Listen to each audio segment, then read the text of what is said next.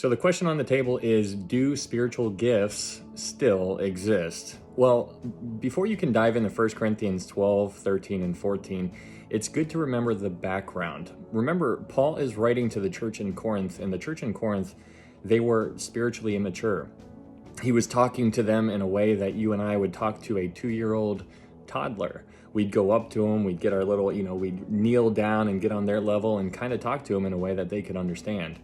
And so it's important to understand that, because in the church, or the culture, the society, their environment was surrounded by pagan practices and sexual practices as well, with all the prostitutes that were all over the place in their area at that time. So that is really important to remember. But before we dive into 1 Corinthians 13, which is where we're going to stay here for this video, I want you to remember that the focus is going to be always on love. And the question is, what kind of love is he talking about here? The love that he is talking about is the love that was demonstrated on the cross. In Romans 5:8, Paul tells us, but God demonstrates his own love towards us, and that while we were still sinners, Christ died for us. And so the foundation on everything that Paul is going to be focused on is love. And that is something that is very important to remember. But let's go ahead and dive on into 1 Corinthians 13, because in 1 Corinthians 13, verse 1, Paul says, though I speak with the tongues of men and of angels, but have not love, I have become sounding brass or a clanging cymbal. Now, this verse right here is where many people start talking or bring up the conversation about angelic tongues. And so they're like, see, it says right here, Paul addressed that angelic tongues exist. And so that may be the case, but it also may not be the case. And so the reason why it may not be the case is because of the word that he uses in 1 Corinthians 13, verse 1, where he says, though. Though, the word though there in Greek could read if. If I do this, if I speak with the tongues of men and of angels, but have not love, I have become sounding brass or a clanging cymbal. Well, that doesn't seem enough to really paint a very strong argument for the case of angelic tongues existing or not existing. But it will make a little bit more sense here when we continue reading, because in verse 2, he says, and though I have the gift of prophecy and understand all mysteries and all knowledge, and though I have all faith so that I could remove mountains, but have not love, I am nothing. And here we get to the verse 3, because verse 3, there's a little bit of a shift in the conversation, the details that he's giving you. Because in verse 3, he says, and though I bestow all my goods to feed the poor, and though I give my body to be burned, but have not love, it profits me nothing. So here in verse 3, you see hypotheticals. And I think that's something very important to pay attention to, because in verse 1 and 2, it seems like you could make a solid argument that those things were all in existence, right? But then in verse 3, he gives you a hypothetical. And so that makes you re-look at verse 1 when you're looking at these angelic tongues, and you're like, well, if he's mixing in real things with hypothetical things, well, now all of a sudden that kind of changes the game a little bit. Because in verse 3, he says, and though I give my goods to feed the poor, or though I give my body to be burned. See, Paul didn't do either of those things. He's just saying, if I did anything, and if I was the most amazing person ever, if I did all of these things, his point is leading you to understand that the point is love. The point is love. And this love is not just a normal love. We're going to talk about that here in a little bit. But let's keep on going. In 1 Corinthians 13, verse 4, he continues, he says, love suffers long and is kind. Love does not envy. Love does not parade itself, is not puffed up. Love does not behave rudely, does not seek its own, is not provoked, thinks no evil, does not rejoice in iniquity, but rejoices in the truth, bears all things, believes all things, hopes all things, endures all things. And here we get to verse 8. And so now we're going to spend some time on verse 8, because verse 8 is the verse where everybody goes to. And so this is very important to dive in and unpack. So in 1 Corinthians 13, verse 8, Paul says, love never fails. So the first thing that here in verse 8, we're going to be given 4 different things that Paul is going to shine a light on. He's going to be talking about love. He's going to be talking about prophecies, tongues, and knowledge. These are the 4 things that are in verse 8. And he starts off by talking about love. He's like, before we go on to anything else, I want to tell you about love. And he tells you that love never fails. He's like, this is what you need to focus on. This is not going anywhere. And so if you're going to focus on anything, remember he's talking to children, very newborn believers, people who didn't know how to think yet, biblically speaking. And so Paul is trying to handle them in a way that he would handle a child. So he says, hey guys, love never fails. And then he goes on and he says, but whether there are prophecies, they will fail. Now, what's interesting about this word where it says that prophecies, they will fail, the word in the Greek is katargeo, if I'm pronouncing that correctly. But the idea of that has the idea of winding down. And so he's telling them, and he's telling you and I, he's like, hey guys, love is not going away, but whether there are prophecies, they will wind down. He's saying they are going to be winding down, which is very interesting. Because why is he, like, what is he talking about? Like, what does he mean these prophecies are going to wind down? Well, it's important to remember that during the time that Paul was alive, he also understood that Peter was over there doing his thing, James was over there doing his thing, and other people were writing other epistles or gospels. And so Paul is letting you and I know that, hey, whether there are still ongoing prophecies, even after the letter that he's writing to the church in Corinth, he's like, all of these epistles and these gospels, they are going to be winding down. And so then it makes you unpack the idea of prophecy. What is the idea of prophecy? Well, there's two different ways to look at prophecies. There is foretelling and there is forthtelling. So foretelling is basically where people say, I can tell you what is going to happen in the future. And there were times like that took place in the book of Acts, specifically a guy named Agabus basically predicted or prophesied that there would be a famine. That was foretelling. But then on the other hand, there is something called forthtelling. When you tell people what's in the Bible and you're letting them know what's in here, and you say, for example, thus says the Lord, like if you read something, you're forthtelling what's in here, what's already written. And so there's two different ways of prophecy. You can foretell something, which is predictive, and you're saying that this is going to happen sometime in the future, or you can forthtell. And so it's very interesting to understand that or recognize that as a part of the conversation. But he says in verse 8, he says, but whether there are prophecies, they will wind down. So he's acknowledging that Peter's out there doing his thing. Paul is still, he's like, I'm still doing my thing. He's like, these things are going to wind down. And at least that's the idea that I'm proposing to you. Then he continues on in verse 8 and he says, whether there are tongues, they will cease. Now this is interesting because if you read that in your English Bible, you think that they're going to absolutely quit. But the word in the Greek is a word that is very provocative. The word here has, if I pronounce it correctly, is poeo. Now that word, at least the etymology, has the idea of pausing. And so what Paul is saying here is he says, whether there are tongues, they will pause. So in contrast to what we were talking about before, as far as the prophecies and how prophecies are going to wind down to a complete stop, he tells you a different idea when it comes to tongues. He says tongues will pause. Now this is so interesting because then all of a sudden you're like, well, wait a second, why would he say tongues will pause? Do tongues still exist right now? It's very interesting. And here's an idea that you can kind of run with. But the idea of tongues pausing is very interesting when you consider what's going to happen during the tribulation period. And, I'm just giving you an example. But during the tribulation, if you read the book of Revelation, what you'll find is that during the 7-year tribulation, there are 144,000 Jewish men who are sealed with the sign of God, the seal of God on their foreheads. And they're basically running around telling everybody about Jesus. Anybody that they can talk to, they're going to tell people about Jesus. Now, what's interesting about that is that they're going to naturally come in contact with somebody with a different language. And so the question is, how are they going to give that person the gospel? Well, this is where the tongues may be unpaused.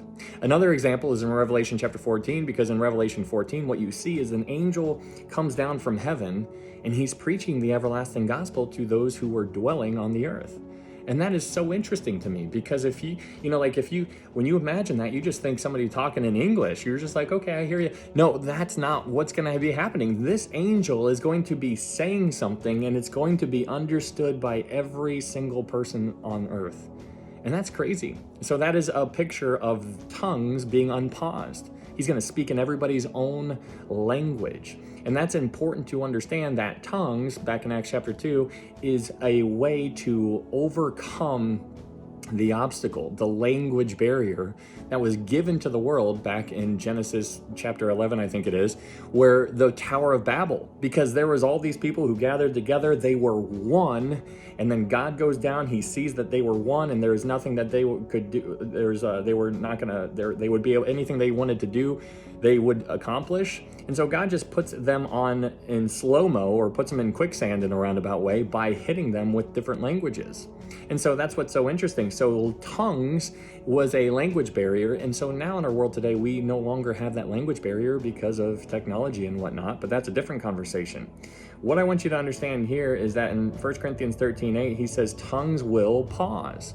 And so it's so fascinating unpacking that and just trying to think about that and being like, wow, is that really what it says? Because when you read your English words, it gives you a different idea, at least in your mind.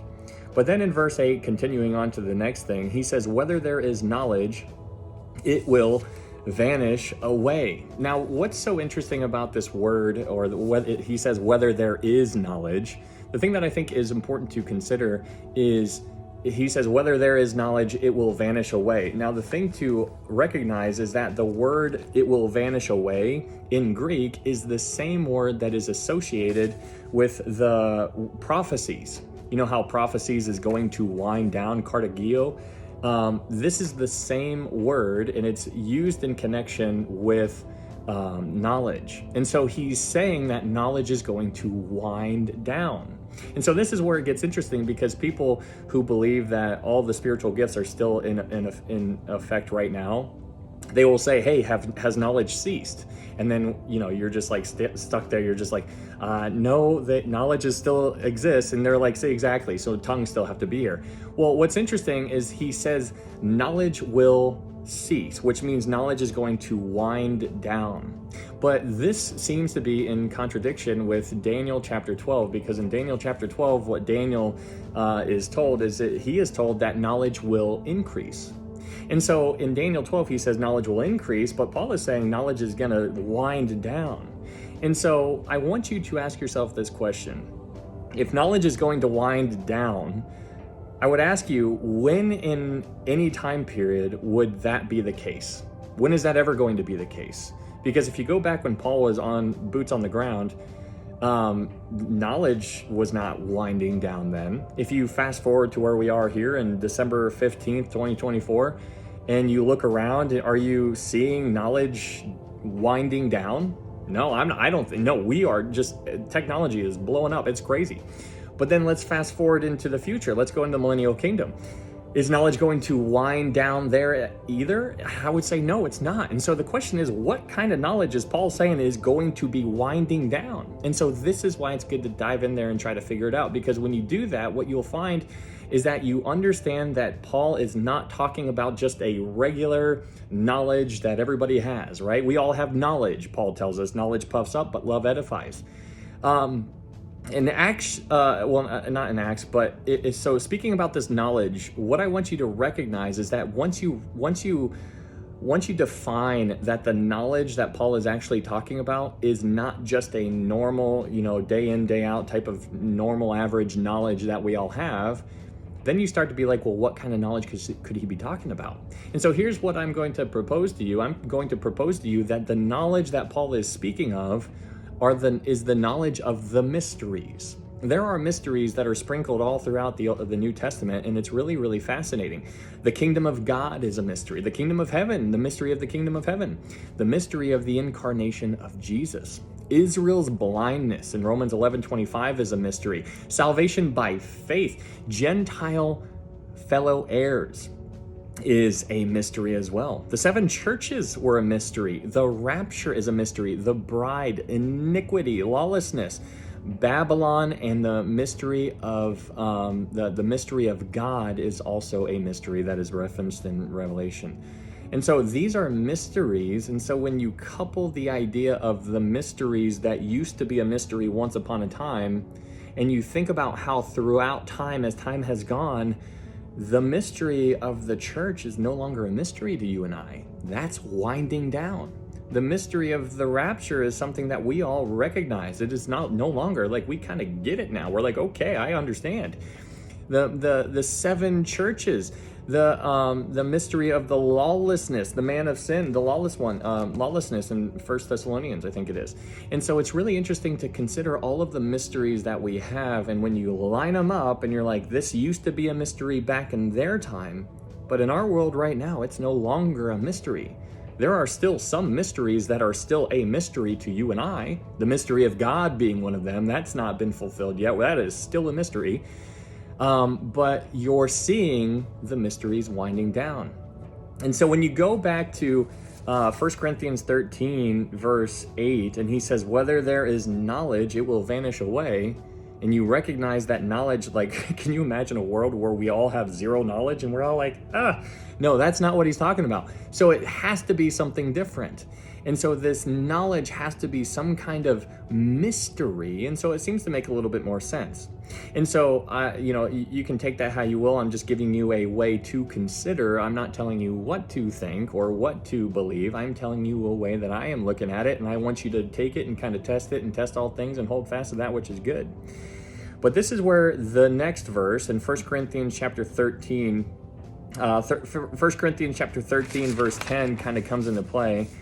Because in 1 Corinthians 13, or verse 9, he says, for we know in part and we prophesy in part, but when that which is perfect has come, then that which is in part will be done away. And so here you get to a different fork in the road with many people on this issue, where some people are saying that that which is perfect is the second coming of Jesus, or that which is perfect is talking about the Bible. And so when you remember when Paul is writing this, Paul, again, he is talking to newborn believers who didn't know anything. He's like, these guys, he's like, you guys don't know anything. And that's why when Paul came up, he's like, I am determined to tell, I don't want to know anything. He's like, I don't want to know anything. In 1 Corinthians chapter, I'm like blanking on the words real fast, but I'll just look it up because I know where it is. But in 1 Corinthians chapter 2, verse 2, he says, for I determined, that was the word. He says, for I determined not to know anything among you except Jesus Christ and him crucified. That was Paul's mindset when he was talking to the people in Corinth. He's like, guys, he's like, it doesn't matter. He's like, you guys are looking at me, you're seeing me speak in tongues, you're seeing me prophesy, you're seeing me do these things. And Paul was doing those things. He could do those things because that needed to be done in order to further the gospel. But now we're living in a time to where that doesn't need to be done, and that's what it seems to be like. But in verse 10, it says, but when that which is perfect has come, then that which is in part will be done away. So the thing is, what is that which is perfect? I think with everything that we the foundation that we laid up into this point, it makes a little bit more sense because that which is perfect seems to make more sense to be talking about the scriptures. So what I want you to understand here is that Paul is, it seems to make a little bit more sense when you think about everything we talked about before with the foundation that we laid earlier, because if that which is perfect has come is talking about the Bible, then that seems to kind of fit a little bit more, because Paul recognizes that sometime in the future, Peter is going to be done writing his letters. James is going to be done writing his letter. Jude, he's going to be done. And Paul also recognizes that he is going to be done too. And so when all of those apostles are done writing what they were writing back then the things that are in part are going to be done away. And so it seems that when the Bible showed up, it seems that is when prophecies went away. And after prophecies went away or wound down completely, well, then it seems that knowledge is still in effect of winding down today because we don't have all the mysteries. So knowledge is still in the in cycling down, winding down, because we don't know all the mysteries. So that seems to still be on the table. But what about tongues? And so this is why it's so interesting, because tongues, it seems to be on pause. And so tongues in our world today, I believe that tongues still exist, but I do not believe that they exist how they are being performed in churches right now. I think that all the things that people are doing I don't think that is accurate. I don't think that's biblically accurate. And so I think that they are on pause in many different areas, but I think, in dire circumstances, I think that they will be unpaused. For example, missionaries that, let's throw you in the Amazon rainforest for a little bit. If you stumble upon somebody who you don't speak their language, I think that you could communicate with that person. But I don't know if you would understand that you're doing it. Maybe if somebody was watching you, then you would understand that you're doing it, but I don't think you would understand that you're doing it. And so it's just really interesting to dive in here and try to figure all this kind of stuff out. But remember, Paul's attempt was one of handling a spiritually immature child. He's handling these people, and he's saying that you guys are little babies. He's trying to build them up on what is important. And so he does that by focusing on what we should all be focusing on, whether you're a baby in the faith, whether you're a teenager in the faith, whether you're an adult in the faith, or you're an elder person in the faith. It doesn't matter who you are in Christ. Your focus should always be on love. And so that's what Paul is trying to build them. He's like, hey guys, he's like, yeah, you think it's cool when you watch me do this, and when you watch me do this, he's like, let me tell you what you need to be focusing on. And he's like, love. And what love is that? That love is that love that was demonstrated on the cross. And that is what he is trying to get us to remember. But that is just a way to think about it. That's just an interesting take, I think, at least for me, on 1 Corinthians chapter 13, the first 10 verses or so. But it's just something to consider. So get in there, test it, see if it fits, see what you think, and let me know if this tracks with you. I would appreciate it. This is something that I haven't heard before. This was something that my dad and I got together on, and it was kind of cool to unpack it and dive in there. And we were both like, oh wow, and then we were both bouncing ideas off of one another. So it's a good time. But let me know what you guys think. Thanks, guys.